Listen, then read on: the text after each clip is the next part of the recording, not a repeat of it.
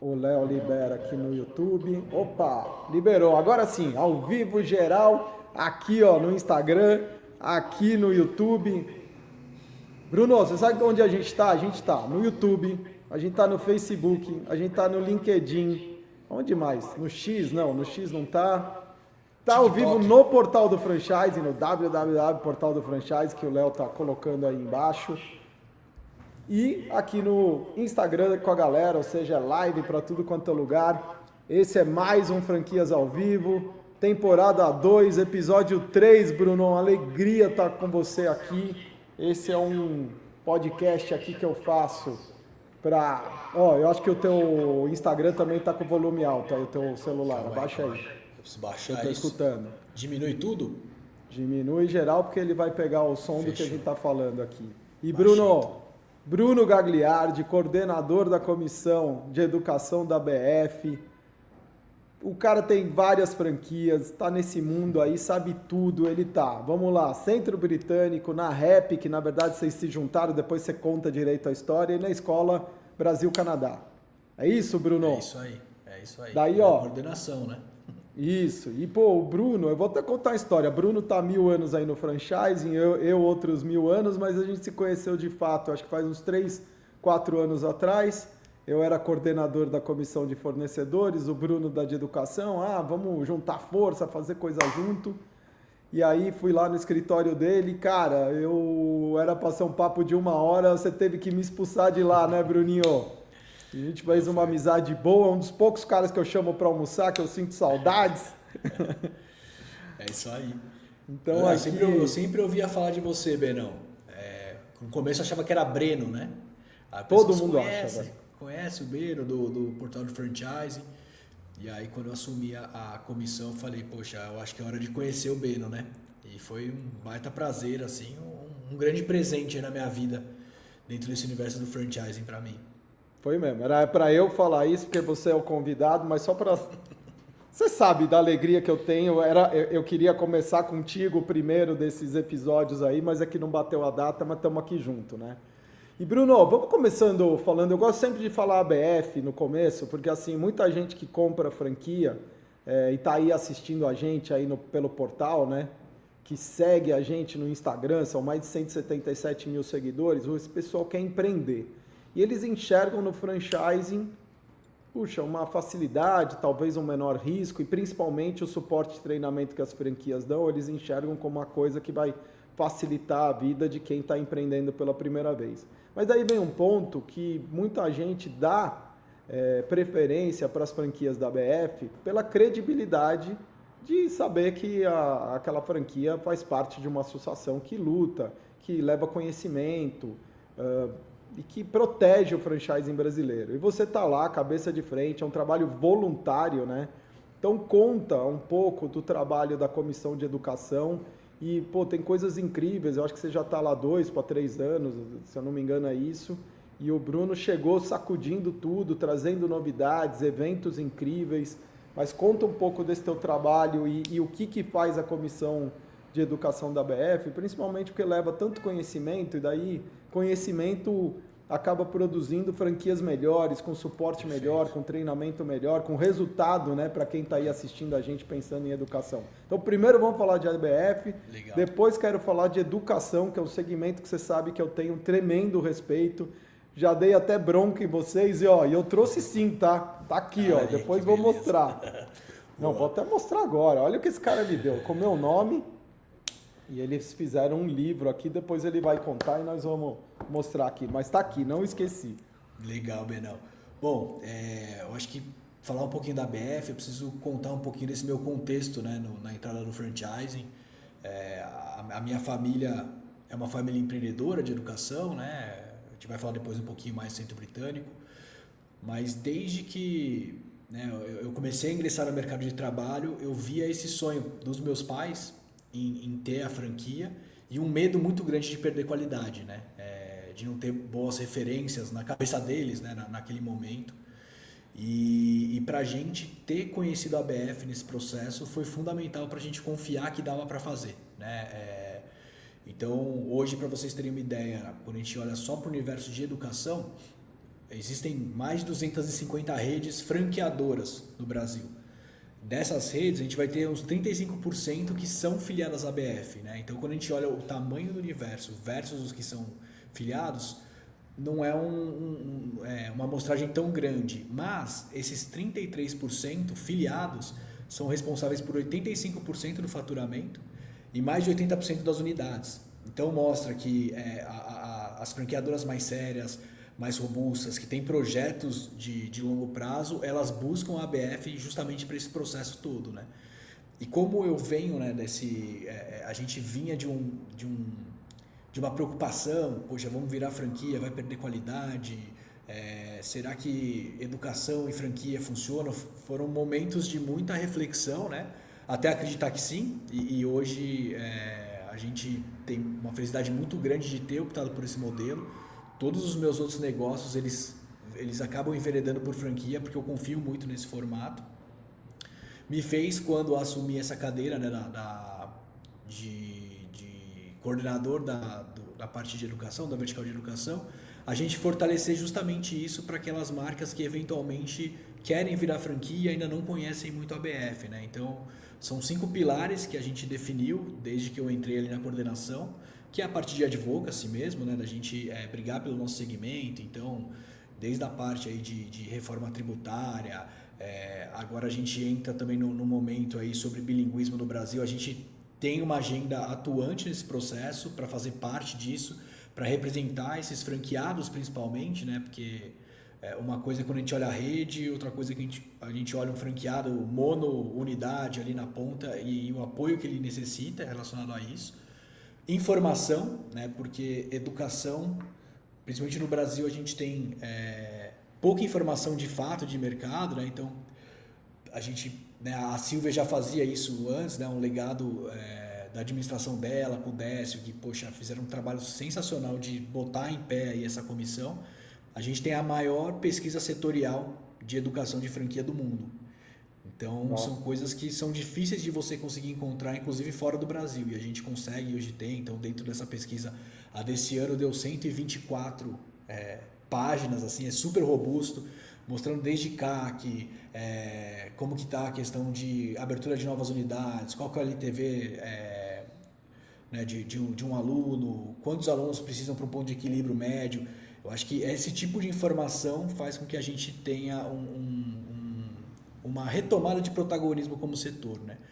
A gente promove muito integração, que para a gente é fundamental também. Então, como você falou, e o Beno já participou de vários eventos, acho que você só não foi em um, porque eu sempre te chamo Prazer.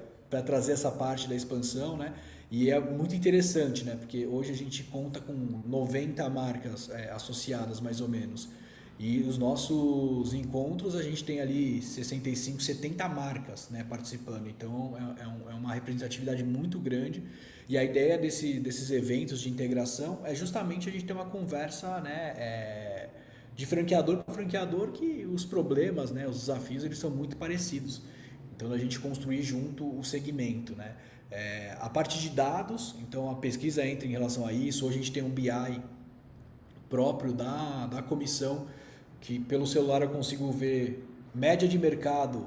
Se eu pegar setembro desse ano contra setembro do ano que vem, se cresceu o número de alunos, de novos alunos, novas unidades, a gente consegue ter, né, uma bússola aí para a gente conseguir tomar as melhores decisões no dia a dia. E lógico que dentro da educação, né, a gente precisaria ter uma plataforma de educação também. A gente já fez um trabalho super interessante com a FIA, que acabou virando o Programa de Aceleração e Desenvolvimento do Franchising, né, que a ABF hoje disponibiliza para qualquer pessoa que queira ingressar aí no universo de franquias, ou atuais franqueados, atual time de franqueadora, que é muito bacana. Eu até ouvi, né, eu assisti o episódio do Guto, né, o último, que ele falou do Empretec.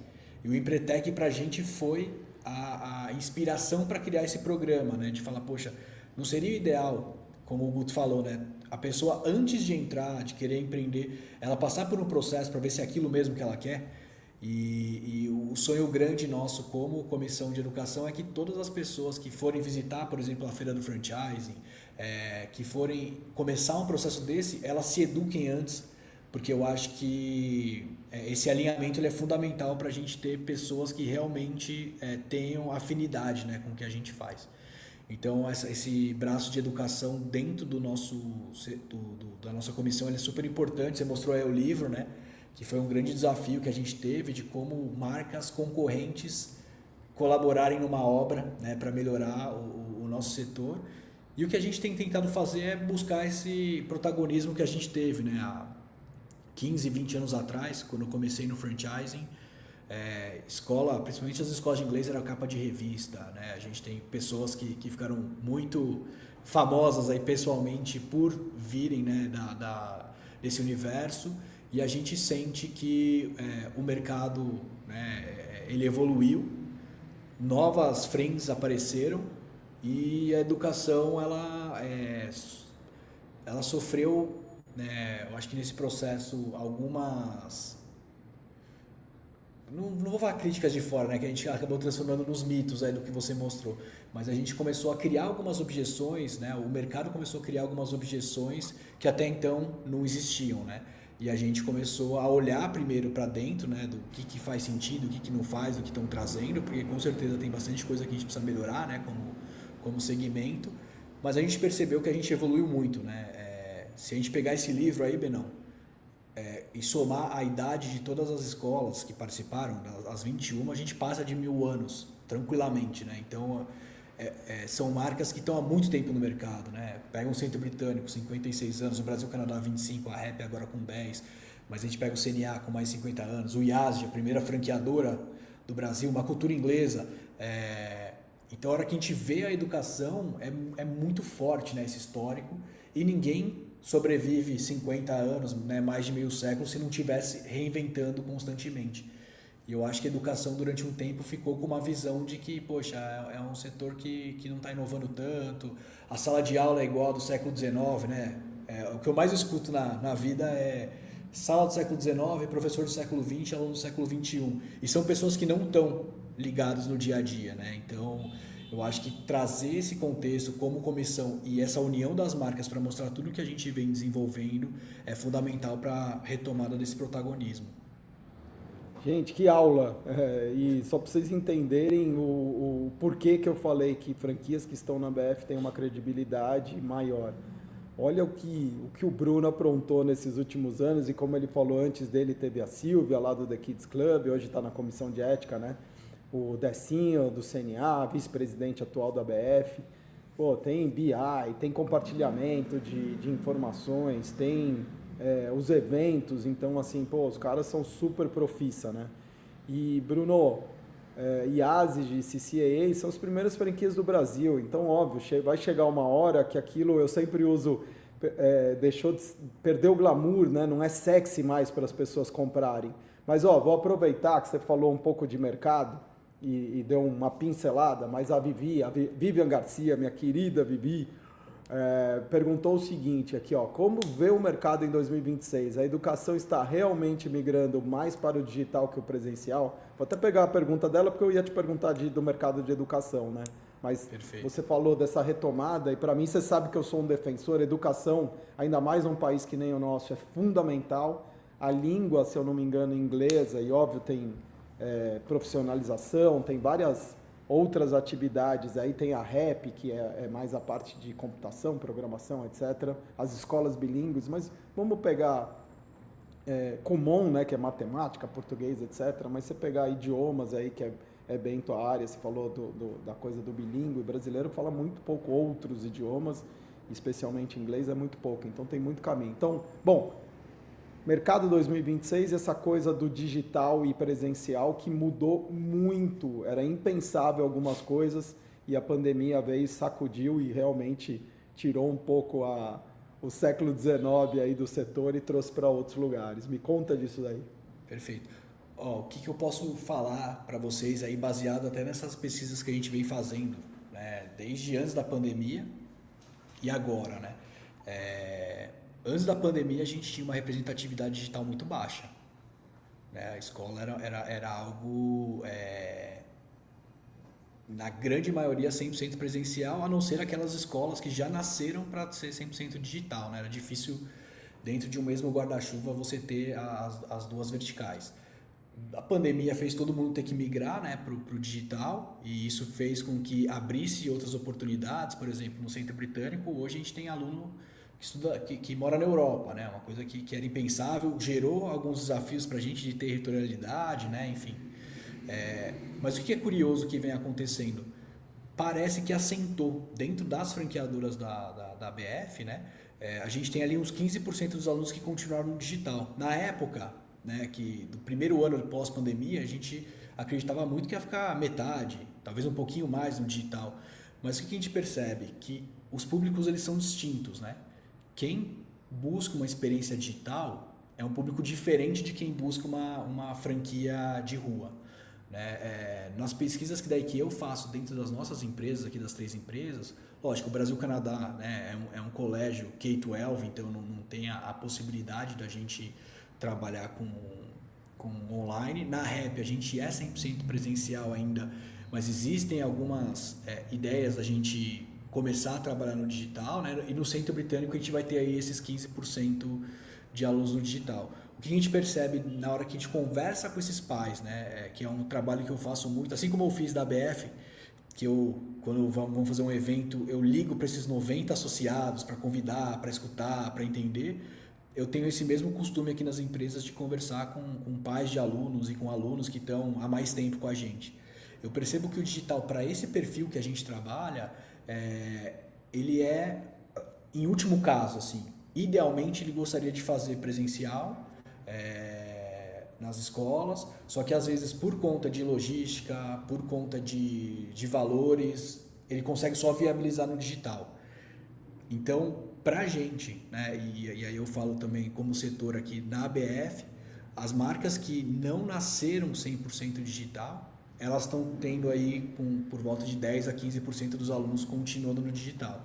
O que existe agora é um movimento, porque eu acho que na pandemia a gente digitalizou, né, o processo. Então é como se a gente tivesse passado num scanner ali, a aula que era presencial foi para a tela. Agora está todo mundo olhando muito do ponto de vista de experiência digital, né? Então, de não ser mais digitalizado. Então, como é que eu consigo ter ali, talvez, uma proposta digital para ser topo de funil? Como é que eu consigo ter uma proposta digital para não perder aquele aluno, eventualmente, que está resolvendo, vou mudar de cidade, ou vou dar um tempo no inglês? Como é que eu consigo manter ele digital nesse tempo para não perder vínculo, né? Então, eu acho que o digital está entrando mais como estratégias de captação, de retenção, do que de fato de novos produtos e uma frente de receita muito ampla, né? Mas, ao mesmo tempo, a gente vê no mercado, né, escolas que são e que nasceram digital e que essa é a aposta, né? O problema hoje, aí eu vou falar como mantenedor aqui das escolas, é que no digital a gente tem uma retenção de aluno muito baixa. Então, um aluno que começa um curso 100% digital, 18% finalizam esse curso ao longo de um ano. Então, você tem 18% para tentar reter para o próximo ano. Então, eu entendo que aí até vou trazer uma outra pauta aqui, Benão, se você me permite, que eu escutei ontem aqui dos meus franqueados, que é, por exemplo, a IA agora, né? Então, poxa, por que a pessoa vai fazer um Centro Britânico, um CNA, uma Rockefeller, se ele pode aprender inglês pelo chat GPT? E eu tava brincando com o meu franqueado. É pelo mesmo motivo de que você está aqui hoje comigo e não está perguntando pro chat como faz para você dobrar o número de alunos. Porque uma coisa é o que ele vai falar, outra coisa é você conseguir colocar tudo aquilo em prática, né? Ver a coisa acontecendo. Então, o que eu sinto no Brasil ainda é que a gente não tem essa disciplina para aprender as coisas de maneira autônoma, né? E que a gente precisa do professor, a gente precisa de outras pessoas junto para que isso aconteça. Toda essa experiência ela é fundamental para esse aprendizado. Então, falei bastante, mas para falar que hoje o que a gente concebeu, as franqueadoras da BF, que não nasceram digital, elas estão tendo aí entre 10% e 15% dos alunos que gostariam de fazer presencial, mas por uma impossibilidade acabam adotando o modelo digital, né, à distância. Eu até vi uma semelhança com as micro franquias. Você tem uma barreira de entrada pequena, se a barreira de entrada é pequena, de saída também, né? Então, eu imagino que o digital é a mesma coisa. Só que no digital tem o que você falou, né? A possibilidade de ter alunos em qualquer canto do mundo. Então, é exponencial a capacidade de você atrair alunos, né? Se sobrar... Eu não sei se isso é na prática, me fala, Bruninho. Mas, por exemplo, você está numa... Eu estou aqui na região aqui perto da Faria Lima, né? Na Rebouças. E daí você tem uma escola aqui, você vai pegar pessoas que moram ou trabalham aqui, geralmente deve ser isso, né? A circulação do ponto comercial do bairro. O digital é o mundo. Sobra 18%, mas atrai muito mais ou não também? Não, atrai. Eu acho que com certeza atrai, mas a gente tem essas dificuldades de... Uma pessoa geralmente que olha para o digital, ele já acredita e erroneamente que vai ser um curso mais barato, né? Então está muito atrelado essa questão de valor, né? Por exemplo, isso que você falou está 100% de acordo com o que a gente vê aqui, né? A gente faz os estudos pelo GeoFusion, 98% dos nossos alunos eles moram ou trabalham em até 3 quilômetros da unidade. Quando a gente vai para o interior isso aumenta para 6 quilômetros. Quando a gente está perto de metrô, de transporte público, isso aumenta para 8 quilômetros. Mas, de fato, quando a gente pensa no digital, o tamanho dessa amostragem é muito maior. Mas a conversão ela é muito menor também, né? Ela é muito mais complexa, porque uma vez que você traz um aluno até uma unidade física, você tangibiliza todo esse processo, né? Quando você está no digital, a tangibilização vai ser, eventualmente, uma sensação do que você tem ali que possa ser a entrega e a marca, né? Mas isso não é tão forte quanto uma experiência presencial num lugar e uma vivência, né? Então, o que eu vejo, por exemplo, nos meus franqueados, que quando a gente abriu e falou, gente, pode vender para o digital, né? Principalmente na pandemia, é uma dificuldade muito maior, porque a gente tem essa visão de que, poxa, nossa, agora tem muita gente para explorar, mas ter muita gente não necessariamente é bom. Porque como é que você investe, onde que você investe, como é que você direciona, né, esse seu foco, essa sua força. Então eu tenho uma unidade de uma parceiraça nossa que ela falou, Bruno, eu tenho aqui na minha região, tá super bem, mas eu quero pegar São José dos Campos, Manaus. Fez 5 matrículas e aí é difícil a pessoa naquele horário conectar, porque não é a experiência digital que eu falei, sabe? Então, hoje, por exemplo, a gente já melhorou bastante, mas a pessoa vem contratar o Centro Britânico, ela passa pelo processo normal e ela vai ter as aulas online. Então, eu acho que a hora que a gente conseguir, e se fizer sentido, né, eu acho que na estratégia de cada um, ter esse processo 100% digital, pode ser que a gente atraia esse público que quer o digital. Mas aí a gente precisa ver se a vocação do que a gente tem e os resultados que a gente espera, né, como empresa, eles conseguem comportar esse comportamento do que existe no digital, né? Por exemplo, os 18%, a questão da assiduidade. No Centro Britânico, particularmente, você trouxe até, né, que poucas pessoas falam inglês no Brasil, né? Segundo os estudos aí que a gente pega do British Council, tá? A gente está falando de 1% da população que é fluente de fato, né? Então, 1% dá 2 milhões, é isso? Acho que é isso, né? Uns 2 milhões e pouquinho. O Centro Britânico já formou, nos 56 anos, mais de 40 mil pessoas com o certificado CAI, que é um nível C1 de proficiência. Então, você vê que mesmo pequenininho, a hora que a gente olha daí para market share de pessoas que falam inglês, é bastante relevante.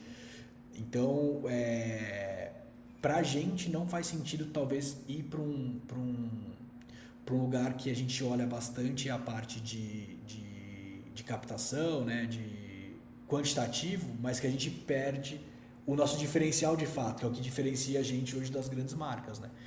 Então, eu acho que vai muito da estratégia de cada um, né? E a gente vê que dentro do nosso universo ali, o presencial ainda é o que as marcas estão olhando como principal carro-chefe, né? Bom, então respondendo, Vivi, presencial ainda é protagonista. E Bruno, deixa eu te falar, a gente... Semana passada, Zuckerberg, né, que estamos aqui na casa dele no Instagram, ele mostrou uma nova funcionalidade que ele estava falando, você deslizava o carrossel, ele obviamente falando inglês, O cara falou em japonês, em português, em alemão, em francês, em tudo quanto é língua, uma tradução lá simultânea que eles estão usando IA. O novo AirPod, eu acho que da Apple, já está com um negócio de IA. Vocês enxergam isso como o quê? Como oportunidade, de fato ameaça, assim, mais específico, obviamente, para as escolas de idioma, né? E é no mundo inteiro que se aprende idioma. E eu acho que aprender idioma é muito mais do que falar uma outra língua, é aprender uma cultura também, né? Você saber se expressar e não simplesmente a máquina te traduzir. Mas não tem muito como fugir desse assunto, né? É importante ter a visão de alguém aí do setor para quem está escutando a gente, pensando em educação, pensando em escola de idioma. Depois a gente vai entrar no negócio mesmo, mas sobre um mundo novo, né, que a gente vive. Que você falou, eu nunca tinha passado pela minha cabeça aprender inglês usando IA, mas eu sei que tem os apps, né? Duolingo é um dos mais famosos. Exato. Mas aí, assim, eu acho que sempre tem um percentual de pessoas que vão se adaptar a isso. Eu acho que é pequeno. Não tem nada que nem eu voltei a estudar violão. Para mim é presencial, faço terapia, presencial. Para mim tudo. Aliás, a nossa terapeuta, né, Bruno? A Thali. Tudo para mim eu gosto de coisas presenciais. Eu acho que ainda boa parte, eu não sei essa nova geração aí que está hoje com 10, 15 anos, como é que vai ser. Mas como você enxerga essas mudanças e o avanço da tecnologia nessa parte de comunicação entre os seres humanos, né? Eu vejo duas frentes aí nisso aí, né? Primeiro, desde que eu tô no centro, desde 2008, mas exclusivo desde 2012. Tinha 6 anos de idade, né, Bruno? Hã? Você tinha 6 anos de idade. É isso. E eu lembro que naquela época o que estava muito em alta era o Skype que traduzia automático. Não sei se você lembra disso. A gente passou por vários momentos desses. Eu acho que na Copa do Brasil ou nas Olimpíadas, eu não lembro se foi na Copa, o Google fez várias campanhas, tinha os lambi-lambis para as pessoas usarem o Google Tradutor em vez de aprender um segundo idioma. Eu até brinquei com um amigo meu que trabalha no Google, falei, cara, se eu for hoje numa entrevista do Google, posso usar o tradutor? Não. Na entrevista... Então, Posso te contar a história? Em 97 eu fui morar nos Estados Unidos. Morei 3 anos lá em Berkeley, né? Aí eu falava lembra do ICQ? Isso você pegou, ICQ? Minha irmã aqui no Brasil falava direto pelo ICQ. Daí eu falei assim, ela chama Estéreo, eu chamo ela de Té, tô aprendendo ali italiano. Aí eu jogava o texto que eu ia escrever no tradutor italiano e mandava para ela, que minha irmã fala italiano. Cara, e daí a gente falou várias vezes em italiano e ela, como você aprendeu tão rápido? Eu falei, pois é um método revolucionário que tem aqui, cara, eu tô falando de 97, tem 28 anos daí. E aí, sabe o que é mais engraçado? Porque eu nunca falei pra ela que eu traduzia, né? E ela, anos depois, ela falou, já tinha voltado pro Brasil, ela vira pra mim, Beno, como é que você fala? Como você aprendeu? E você não fala mais nada? Eu falei, não, eu tinha facilidade de escrever, mas não de falar, né? Daí fiquei zoando, daí eu não aguentei. Eu contei, eu traduzia. Ela, eu sabia, ela me batendo, né? O seu safado, não sei o que. Então isso tem, né? Você me lembrou de uma história boa até. Eu morei nos Estados Unidos 2 anos também, né? Que foi quando eu comecei a ter contato com franquia. E na minha primeira experiência, eu fui para Vermont, trabalhar com marketing num resort, né, de esqui. E eu lembro que eu fiz a entrevista lá, passei, e aí o cara pediu para eu aguardar, né, o dono da montanha, aguarda um pouco para eu te passar as coisas que eu vou fazer mais uma entrevista. E eu acompanhei essa segunda entrevista, né, tava no mesmo ambiente. E entrou um brasileiro e um peruano lá. E claramente eles não entenderam nada do que o cara falou na primeira vez, só que depois eles me contaram, um achou que o outro tinha entendido. Então eles saíram da sala falando, cara, você entendeu? Não entendi. E você? Não entendi. Vamos voltar lá. E eu lembro que nessa volta, o peruano estava muito nervoso, ele tinha aquelas agendas eletrônicas, lembra, de bolso? Sim, e ele ficou tentando escrever e traduzir o negócio. E também não deu certo, né? Enfim, aí foi até uma das oportunidades depois que eu fui tendo de ser meio que um tradutor das pessoas que estavam lá. E como você falou isso, para quem não falava, o cara não passou perrengue nem nada, mas ele com certeza teve uma experiência muito inferior à minha, que conseguia viajar, ia sozinho fazer as coisas, ia num restaurante diferente, cara só ia no McDonald's, porque ele sabia que Big Mac era simples de falar e a pessoa entender, né? Mas voltando para essa sua pergunta, por exemplo, eu vejo duas questões aí, né? Por exemplo, a gente olha o AirPod. Cara, quantas pessoas hoje, vamos falar de Brasil, podem comprar um AirPod para outra pessoa ter um AirPod e ela conseguir fazer essa comunicação, sabe? Mas ao mesmo tempo eu vejo que principalmente a IA agora, ela vem como uma baita aliada pra gente. Tava hoje em conversa no grupo da comissão, né? Uma das marcas perguntou, gente, como é que tá o engajamento de vocês em aplicativo, em ferramenta digital, porque é muito baixo, né, os engajamentos que a gente tem dos alunos ainda. Aí eu falei, ó, eu uso tal empresa, já cancelei, vou fazer a mesma coisa. Só que o que a gente está fazendo aqui? A gente está criando os tutores IA. Então eu vejo, por exemplo, um aluno, né, quando entra um aluno na Rap, cara, esse aluno geralmente é ele que busca a gente. Assim, é aluno de 6, 7 anos, ele fala pro pai que quer programar um jogo, quer programar um aplicativo, o pai acha isso super legal, fala, poxa, meu filho está pedindo educação, vou contratar. E às vezes a gente sente que a criança ela quer mais do que só o que ela tem na sala de aula, né? A gente tem muitos alunos com altas habilidades. E a gente falou, poxa, por que a gente não pega isso que tem de IA, que a gente não consegue estar na casa dessa criança ou o tempo inteiro com ela, para que ela tenha ali meio que um tutor para falar, o que você está buscando? Nossa, eu queria fazer um game, queria fazer um jogo tipo Minecraft, assim, assado. E ele trazendo desafios nesse processo para a criança ir desenvolvendo e evoluindo, sabe? São coisas que dificilmente a gente consegue dar esse grau de personalização e de imediatismo para os alunos através do professor, né? Então, eu vejo esse movimento todo que vem acontecendo, não como, o tradutor não vai precisar do inglês, mas como que a gente potencializa o que já existe através da tecnologia, né?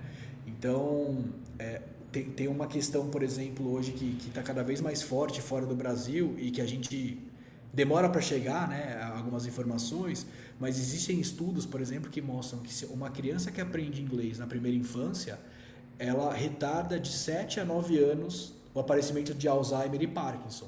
Se as nossas crianças de hoje vão viver até os 100 anos, as doenças que vão acometer elas são doenças neurodegenerativas. Então, para alguns países, isso já entra até como uma questão de política pública, sabe? Do tipo, poxa, é importante, não é o falar inglês, falar italiano, ele é uma consequência de um processo neurocognitivo muito mais complexo do que a gente imagina, assim, sabe? Então, existem vários estudos, eu não vou conseguir trazer aqui as referências, mas depois eu até posso mandar para o pessoal, a gente bota aí no portal do franchise uma matéria sobre isso, Benão. Mas mostrando, por exemplo, estudos né, quando a gente pega grupos de estudo de crianças que não fazem uma segunda língua, crianças que fazem uma segunda língua, tipo o teste do marshmallow, depois você vai ver onde que essas pessoas chegaram na vida em termos de... Eu não estou falando de sucesso financeiro, profissional, só estou falando de capacidade de pensamento crítico, de escolhas próprias, que eu acho que hoje em dia é o que mais as crianças vão precisar, né, como IA, que cria coisas que a gente não sabe o que é verdade e o que não é, pensamento crítico, enfim, algumas soft skills vão ser fundamentais. Eles mostrando a evolução de cada um desses grupos, sabe? Então o inglês, o idioma, ele vai muito além só de você saber se comunicar, né? Essa questão cultural que você trouxe. Eu acho, assim, o que eu acho muito legal nos tradutores? Sei lá, eu vou para o Japão, eu não vou aprender a falar japonês para ficar uma semana no Japão. Pô, legal ter um tradutor para me ajudar nesse processo, mas não que vá substituir, né? Eu acho muito difícil uma Big Tech hoje aceitar e fazer uma entrevista com uma pessoa com um AirPod para traduzir, porque no dia a dia não vai ser isso, né? E a tradução, ela não ela é diferente, né? Eu acho que a tradução ela vem de uma maneira mais literal, enfim, eu acho que é muito mais complexo do que isso. Eu não sei se eu consegui te responder, Benão. Não, eu concordo, por isso que eu falei que é cultural. Uma viagem de uma semana é uma coisa, de um mês já é outra, e morar, né, que nem foi o nosso caso, 3, 2 anos, porque daí você vê até que o inglês que você tem, quando eles começam a falar gíria e maneira mais usual, que nem o brasileiro, né, comparado com o português, são dois idiomas muito diferentes. Aliás, aqui o Brasil, que é continental, às vezes você vai falar com o pessoal do Nordeste, do Rio, do Sul, eles falam coisas e você fala, meu, o que você está falando, cara? Traduz aí, né? Eu tenho meu filho está namorando uma menina de Salvador e vira e mexe, ela fala umas palavras e a gente começa a rir, né? Porque a gente fala umas, os paulistas aqui, né? O nosso jeito de falar e ela com o jeito, e é engraçado essas diferenças culturais. Então, esse aprendizado é muito rico. Agora, Bruno, deixa eu pegar esse livro aqui e vamos falar de quem quer comprar uma franquia de educação.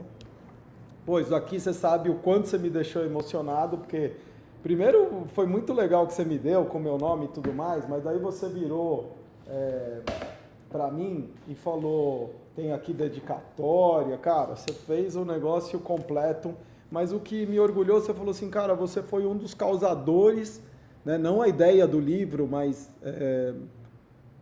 a provocação que eu fiz, eu lembro, foi acho que talvez o primeiro evento que você me chamou, e quando você começou na comissão, né? E eu falei, cara, vocês têm um tremendo de um segmento na mão e eu acho que precisa marketear melhor isso daí, mostrar que aluno fica 1 ano e meio. Comecei a fazer um monte de perguntas e voltar para vocês o modo como vocês podiam se colocar no mercado, né? E mostrar que, putz, a educação é uma tremenda de um investimento para quem está pensando em empreender com uma franquia. Então, aqui, 21 mitos, não sei se você lembra de todos, mas assim, pô, elenca 3 aí para quem está ouvindo a gente. Aqui, ó, Rafael, que acabou de entrar, o Leandro, a Alessandra, a Vivi tá aí, falou que quer o livro, então a Vivi já trabalhou aqui comigo na Tribeca, sabe tudo de franchise, depois tem que fazer um livro para ela, Bruninho. Conta para esse pessoal que segue a gente aqui no canal, até reforçar, quem não segue, começa a seguir, dá um like aqui no vídeo se você está gostando, entra lá no nosso Insta, que o Bruninho vai contar, você que está procurando uma franquia e, pô, nem passou pela cabeça educação, ou passou, mas ele já desvendou aí um mito desse negócio de que educação de idiomas, por exemplo, vai deixar de existir, isso é balela, se vai daqui 100 anos também, vai saber quando. E daqui 100 anos a gente já virou robô com chip implantado, né? Que nem o Matrix, né? Baixa lá, faz o download, começa a lutar jiu-jitsu, né? E aprende Esperanto. Mas aí tem chão para isso daí, né, Bruninho? Conta então assim, pô, que mitos são esses que a galera enxerga e a gente tem mais aqui derrubar. E quem está pensando em empreender aí, procurando alguma coisa, dá algumas... O que você pensa aí, pode passar para eles, para ajudar eles nesse caminho que a gente sabe, é tanta... Você falou assim, nas reuniões que a gente faz, tem 90 franquias. Mesmo se ele quiser comprar educação e tiver que buscar entre 90, já não é fácil, a gente sabe. Né? Legal, Bedão. Ó, vou explicar só um pouquinho, né, essa concepção do livro, que veio dessa sua provocação mesmo, né? Até da gente começar a gerar mais conteúdo, né, como educação. E o livro, esses 21 mitos, eles vieram de um trabalho de campo mesmo, né? Quando eu comecei a sentir que falava algumas coisas de educação, amigos meus mesmo, que eu falava, cara, de onde o cara tirou isso? Que é desse jeito, né? E eu comecei a perceber que eram coisas que o mercado estava falando, né? Então eu visitava as feiras da BF, antes da pandemia eu ia nos concorrentes, né? Falava, gente, vai lá no concorrente, vê o que está acontecendo, como é que estão falando, como é que está vendendo, o que tem de novidade. E no pós-pandemia eu falei, cara, vamos fazer o contrário? Vamos numa sorveteria e falar, cara, gostei, mas estou entre você e uma escola. E vamos ver o que o cara fala? E a gente começou a pegar todas as objeções que o mercado já criava pra gente. Então ia lá, puxa, mas estou entre as sorveterias. Você é de educação? Não. Quem não é de educação não dá certo em educação, não. Ou a educação, o retorno é muito lento. Propósito e rentabilidade não entram na mesma frase. E eu comecei a notar tudo isso. E eu comecei a perguntar, inclusive, para os interessados que vinham, abrir um Brasil-Canadá, um Centro Britânico, uma REB, quando ele estava na dúvida, eu falava, mas qual é a sua dúvida? E vinham essas mesmas questões, sabe? Então, eu peguei tudo que durante 3 anos, as coisas que apareciam, levei na comissão, falei, gente, isso aqui é o que mais aparece, e bateu com todo mundo. Falei, puxa, são as mesmas dificuldades que a gente tem. E aí eu falei, mas para você isso aqui é real? Você tem um franqueado, por exemplo, que não é da área de educação que tem sucesso? Tenho. Eu falei, cara, então isso aqui não é verdade.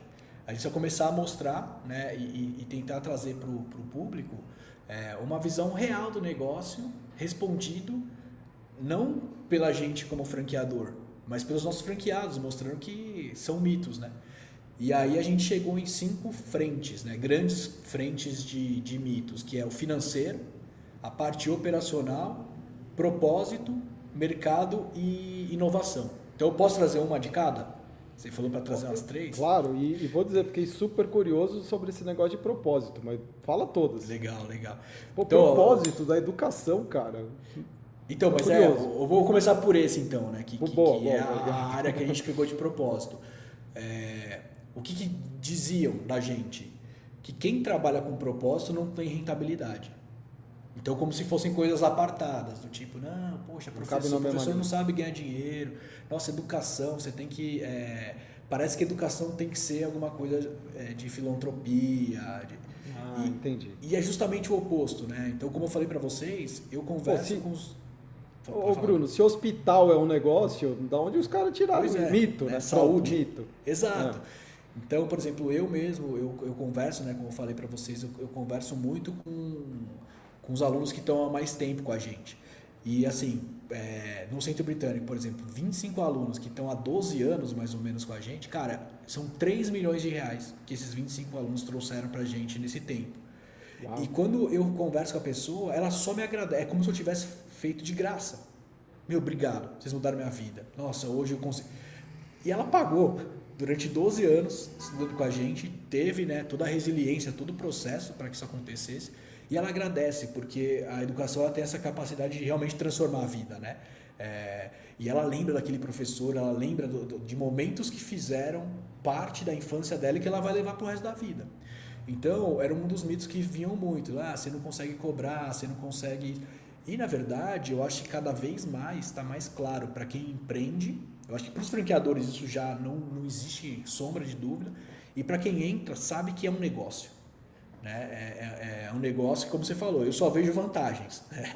Mas é um negócio e a gente busca a rentabilidade, lucratividade, e isso não é vergonha para ninguém. Eu acho que vem talvez de uma época ali, anos 70, anos 60, que todas as escolas eram públicas, né? Eu acho que o movimento de escolas particulares ele acaba sendo recente, né? E isso está meio que incutido na cabeça das pessoas, né?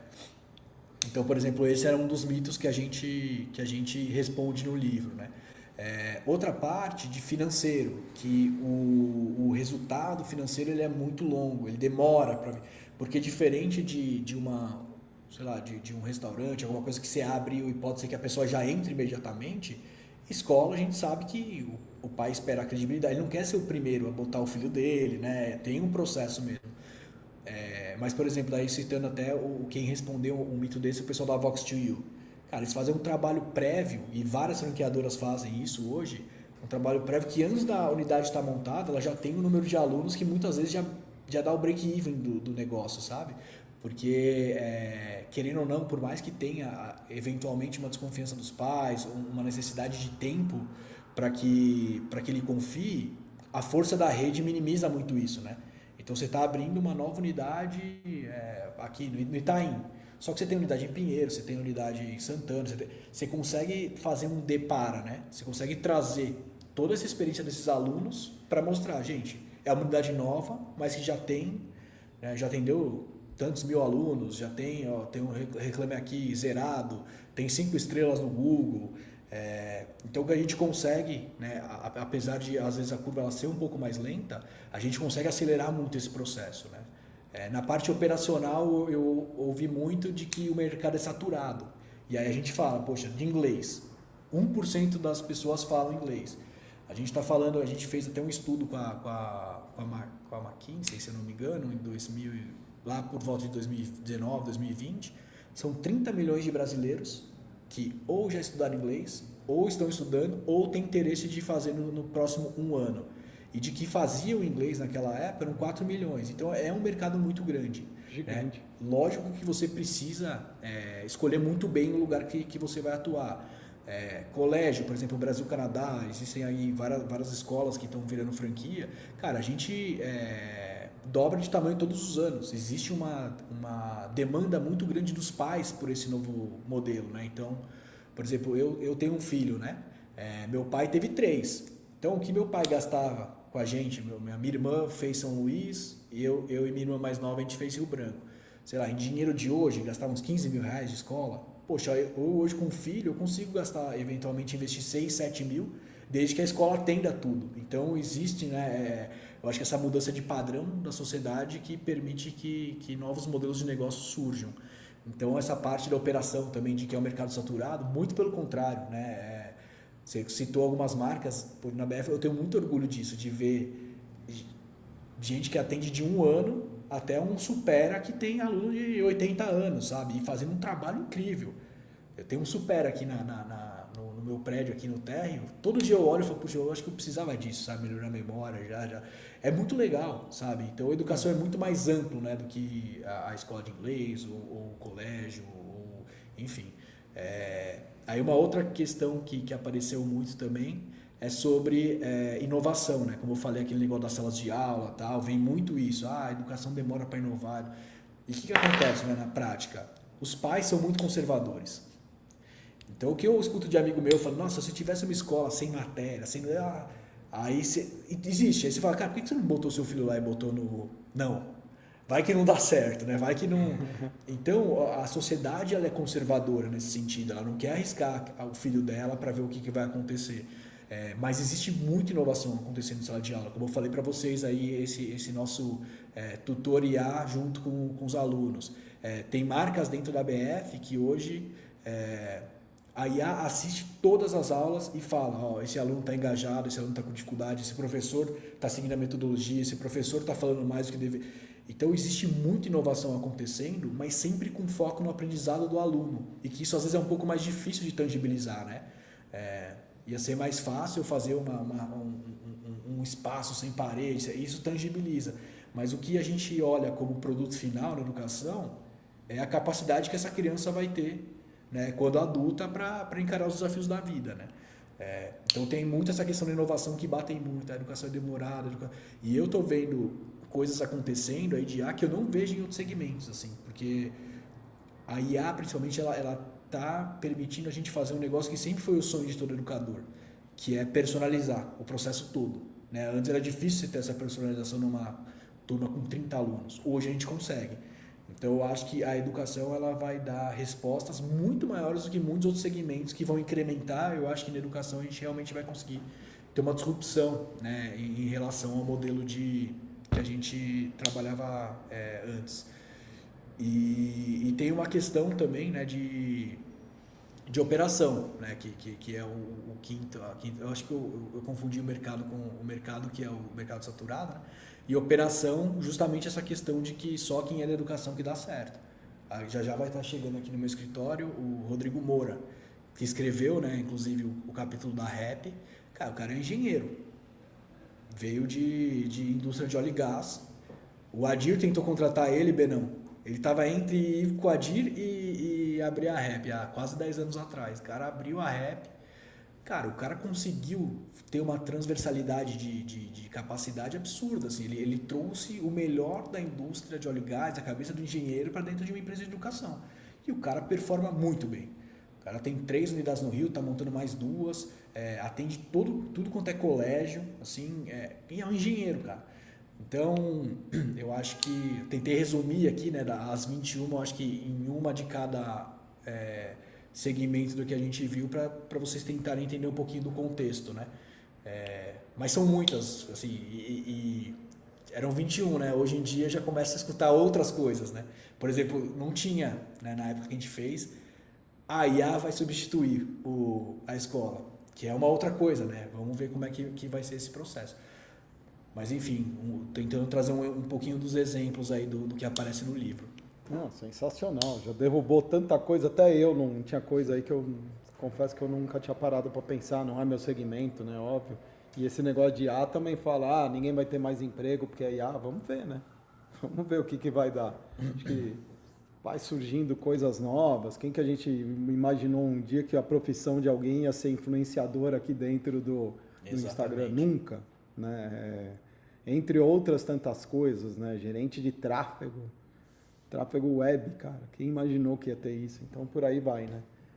Bruno, vamos então falar, dos seus filhinhos aí, né? Acho que Centro Britânico é o filho mais velho, mais querido, não sei se você tem preferência, se é o mais novo que te deixa mais empolgado, mas, Centro Britânico, Rap e o colégio, né? O Brasil-Canadá. Eu sei que foram acontecendo, mas conta um pouco aí, hoje o Centro Britânico está com quantas lojas, como é que foi essa... Vocês fizeram o quê? Foi uma fusão? Como que funcionou o negócio com a Rap? O que acontece, né? Eu acho que justamente olhando para essa questão de inovação, de novos passos do mercado, eu vou trazer até um pouquinho anteriormente, né? Em um momento da minha vida, 2019, por aí, a minha ideia era fazer um one-stop shop de inglês, né? A gente tinha um Centro Britânico, a gente tinha uma marca que eu acho que hoje vai ser uma marca que eu vou vender, né? Vou fazer o exit hoje, se tudo der certo, que era uma marca de programa bilíngue, né? Então, que eu fundei em 2012, 2013, que a ideia era transformar a escola, ela sair daquele inglês uma vez, 2 vezes por semana para inglês todos os dias, que foi um negócio que de 2015 a 2019 foi o grande big hit, assim, eu acho que da educação com colégios.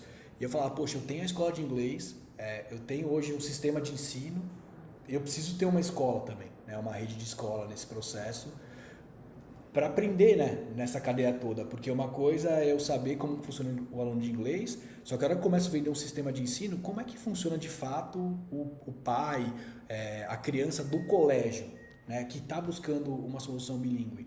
E nesse processo, eu tentei envelopar um grande grupo, né, e conectei com o Beto do Brasil-Canadá, né, o Brasil-Canadá tem 25 anos já de história. Um dos sócios é o Rogério Flauzino, né, puxa, cara, um cara sensacional, filho de educador, então se conecta muito com esse propósito também. E a ideia era criar esse modelo, né? Aconteceu que o meu sócio do programa bilíngue, no final das contas, não quis fazer essa junção. E aí eu fiz uma troca de ação, né? Brasil, Canadá e Centro Britânico, com o Beto, para eu ter essa participação em rede de escola, que eu acredito muito, né? Assim, o Brasil-Canadá, muito mais do que um olhar relacionado a essa parte de negócio, cara, mexeu muito comigo a questão do propósito, do trabalho que o Beto faz à frente da escola, né? Então, quando você conhece dos primeiros alunos que já se formaram e botaram os filhos na escola, para mim isso é o auge, né? Do respeito que eu tenho que ter como escola, porque eu questiono muito onde eu vou botar meu filho, as escolas que eu estudei que eu botaria, que eu não botaria, né? Então eu acho que é um ato simbólico assim que é o zerar a vida para um dono de escola, né? E o Beto tem vários exemplos desse. Ele é um cara que sabe a placa, o nome do pai e da mãe de cada um dos alunos. Então ele faz saída todos os dias.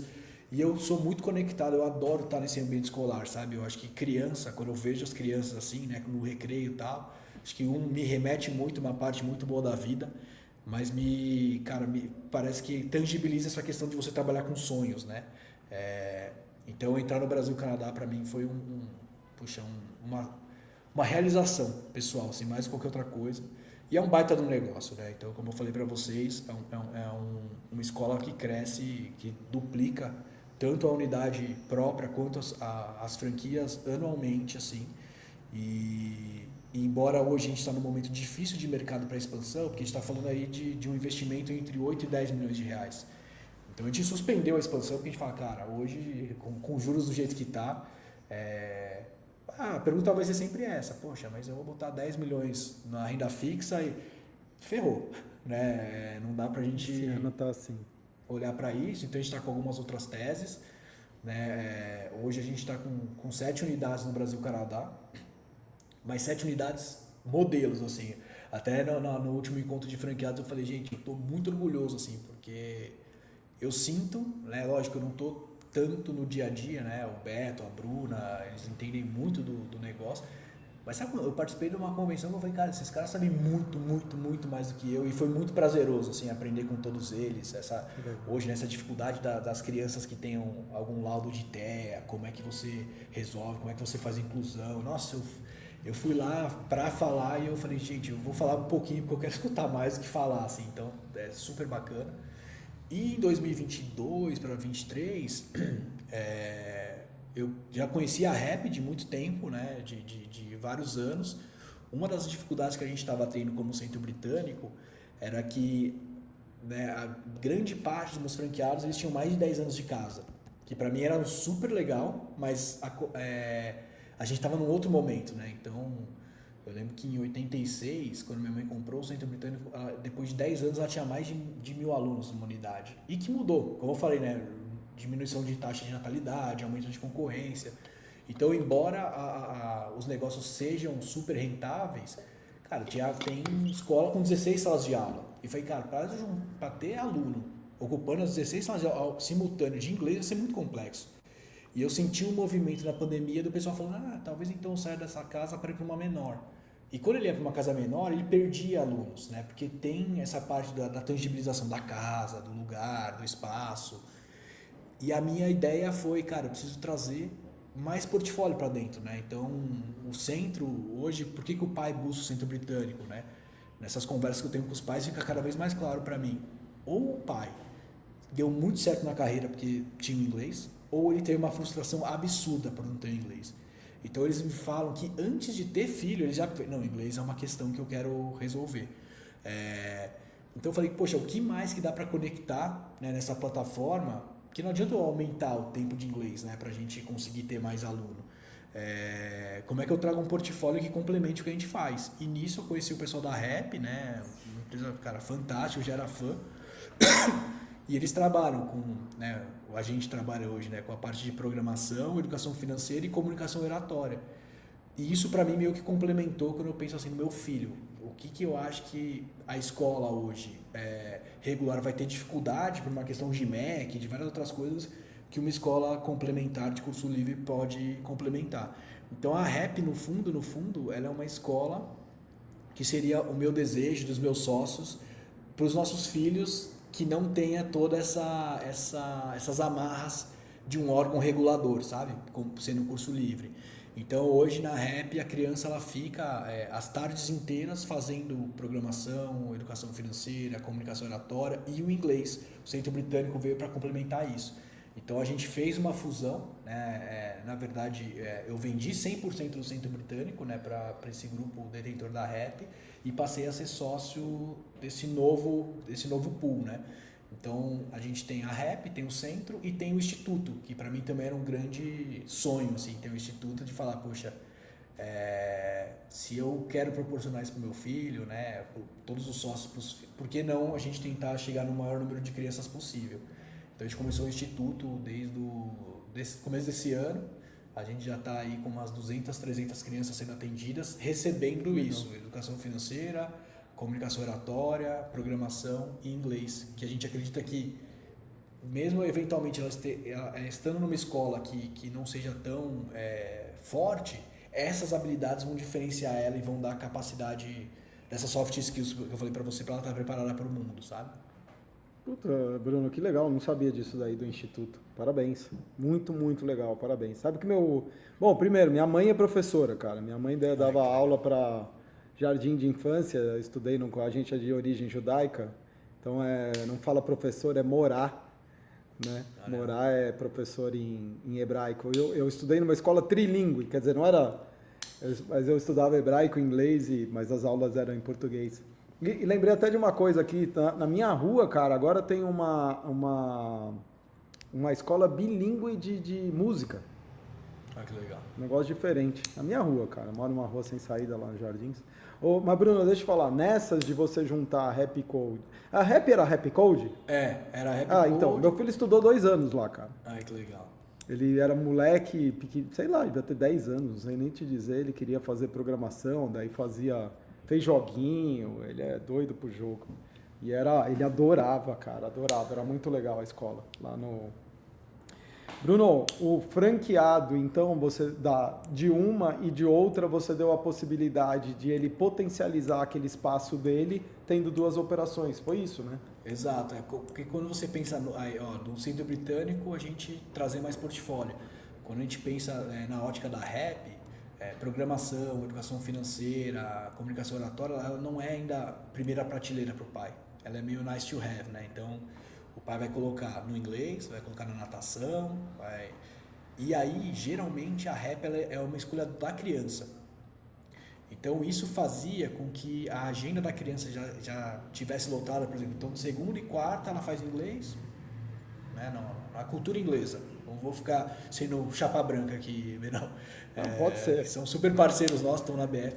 Então, faz na cultura inglesa. Eu fiz cultura inglesa quando era moleque. Depois então, fui pro União Cultural. Você que fechou a União Cultural, então. Não, fechou? Não sei. Não, tem ainda. Meu filho mais velho depois fez, porque é pertinho de onde eu moro, lá no Paraíso. Tá. Eles fizeram... Aquela casa não existe mais, virou um conjunto de prédios e eles estão lá... Mudaram. Tem até um teatro lá deles. Legal. Por exemplo, agora, né? A cultura inglesa e o Seu Lep viraram franquia, que eram escolas super relevantes, né? Entraram na BF, enfim. A Lumini que não, né? Que também é uma escola tradicional aqui de São Paulo. Não, a Lumini eu acho que eles estão comunidade, né? Estão um modelo diferente, né? Bom, mas desculpa, conta aí da rap. Então, porque, e aí... assim, eu tô com uma franquia há 2 anos, eu acho que eu te falei, né? E a gente tá lá numa casa e são 5... como que se fala? 5 salas lá que a gente pode atender. E, cara, a gente tem uma dificuldade das 5 salas estarem cheias. Então, eu entendo bem. E você, né? Ó, deixa eu ver quem que tá aqui com a gente. O Tony, o Ronaldo, a Ellen. Ellen, se vocês forem abrir uma franquia e dependendo do tipo de negócio, ter sala vazia é desesperador. É isso aí. Porque, ele tá contando 16 salas. Como é que eu encho 16? Porque é isso que o empreendedor, você que for franqueado, vai querer fazer, né? Então... ele como franqueador trouxe uma solução, né, para os franqueados, né, Bruno? Eu escutei uma analogia muito boa disso, que é como se fosse um avião. Cara, o avião vai partir. Se você sair com muito assento, o custo é o mesmo, né? A gasolina, o piloto, enfim. Perfeito. Então, quanto mais você conseguir encher, mais rentável vai ser, né? Então, na rap existia essa dificuldade de ser ali a terceira opção, às vezes, para o pai. Então a rap ela é muito cheia de sexta e sábado, porque de segunda e quarta, terça e quinta estão fazendo inglês, esporte. Então a entrada do Centro Britânico e do Rap English, né, que daí a gente incorporou, fez com que a gente passasse a ser a primeira da agenda do pai, porque em vez de eu estar resolvendo 2 dias, eu estou resolvendo 3, 4 dias a semana, porque logística, principalmente nos grandes centros, é uma grande dor dos pais, né? Então, se ele consegue em um local resolver essa questão com um curso bom, lógico, né, com tangibilização do aprendizado, ele prefere fazer isso. Então, a ideia daí da rap incorporar o inglês foi para estar numa outro tipo de prateleira. Então, esse foi o formato que a gente buscou. Então, hoje a gente continua abrindo franquia, lógico, da rap e do Centro Britânico. Centro Britânico, quando abre junto com o rap, a gente posiciona ele para atender mais um público jovem adulto, e a rap atendendo ali dos 5 aos 17 anos. Quando é um Centro Britânico puro, ele atende dos 3 anos até a melhor idade, né? E quando é uma rap pura, a gente atende dos 5 aos 17. Então, para a gente também virou meio que uma ampliação de portfólio, né? de oportunidades. Hoje a gente tem feito um trabalho muito bacana com dono de colégio que abre uma franquia, porque a mesma dor que eu tive como Centro Britânico, a escola também tem. Então, como eu falei, eu estudei no Rio Branco. Rio Branco, na minha época, eu lembro que no 3º ano eram 6 turmas de 50 alunos. Eu fui lá há 2 anos atrás, né, 20 anos de formado. Cara, é uma turma só. Antes tinha, né, exatas, biológicas e humanas. Hoje eles têm 3 turmas, com 20 e poucos alunos. Então, o colégio também está sofrendo com essa vacância, com essa ociosidade. Então, tem muitas escolas vendo como uma grande oportunidade. Isso, inclusive, é um capítulo do livro do Centro Britânico, que é a nossa franqueada super parceira, a Fernanda. Ela tem um colégio objetivo. Ela viu essa oportunidade, ela montou um Centro Britânico dentro do colégio para atender o público externo, inclusive. Então, ela combateu a ociosidade, trazendo mais receita para a escola. Então, lá, R$1.000 o ticket dela, ela está cobrando 350 no Centro Britânico. Ela aumentou em 35% o ticket dela, com esses pais que já faziam inglês fora, em outras escolas, né? Então, eu acho que existem muitos formatos aparecendo e a gente está conseguindo abraçar bem esses formatos, né? Como o rap, como o centro. E a rap tem uma coisa que é muito legal. Agora a gente acabou de vender Paraguai também. Cara, a gente exporta educação. Estou falando tão mal da educação brasileira, a gente tem 10 mil alunos em Portugal. A gente tem unidade na França, tem em Espanha.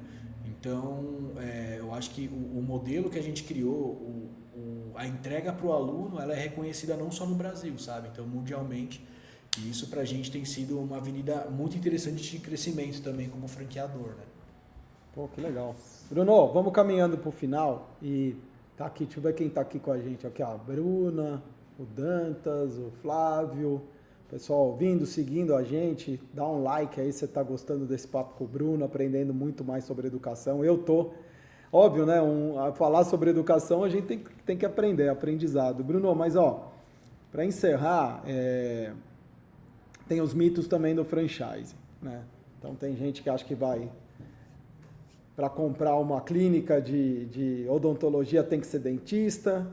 Para comprar uma de educação tem que ser professor, de inglês tem que saber falar inglês. A gente sabe que é outra pegada, não é bem isso, né? Você contrata os profissionais, não é você que vai dar aula lá, você souber dar aula muito que bem, mas não é esse o principal. E tem muita gente que acha que franquia não trabalha porque o Bruno que vai lá trabalhar por eles, o franqueador, e não é bem assim.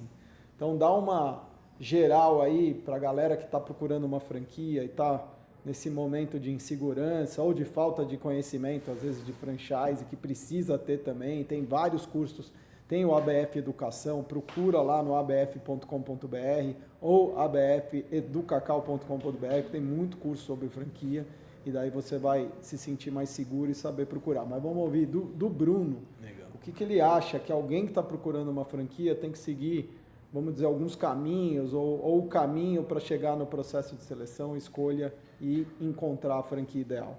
Perfeito. Eu vou falar algumas coisas que eu acho que são meio mais, vou falar batido, né? Mas que já é meio tácito, né? Que, por exemplo, conversar com franqueadores, né? É uma coisa que acho que todo mundo fala, mas eu sempre incremento, por ser de educação, algumas outras coisas, né? Então, acho que a primeira coisa, eu olharia se faz parte da BF. Né, por todo o crivo que a BF tem, a comissão de ética, né, liderada pela Silvia, eu acho que ele já traz ali um bom validador.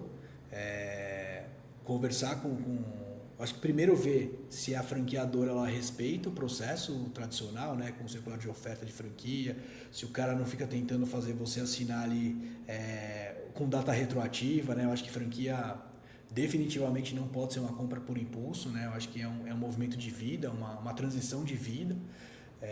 Então, eu acho que ver essa idoneidade, né, das redes, eu acho que tudo que se fala em rede social, Reclame Aqui, tem uma plataforma que eu gosto muito de consultar, que é aquela Glassdoor, que os colaboradores eles avaliam, né, a marca que eles estão. E para mim sempre foi super importante, Centro Britânico, a Rap, Brasil, Canadá, tá bem ali, porque muitas vezes é uma pessoa reclamando do franqueado. E às vezes a gente pega, né, pela região que a pessoa mora, não registra, fala, o que está acontecendo? Então eu acho que ver, né, todas essas experiências. E tem uma coisa que em educação eu considero fundamental, e eu faço isso para entrar na Rap, eu fiz, para entrar no Brasil Canadá eu fiz. Quando eu entrei no Centro Britânico, a convite dos meus pais eu fiz, que além de você conversar com alguns franqueados, conversar com alguns alunos.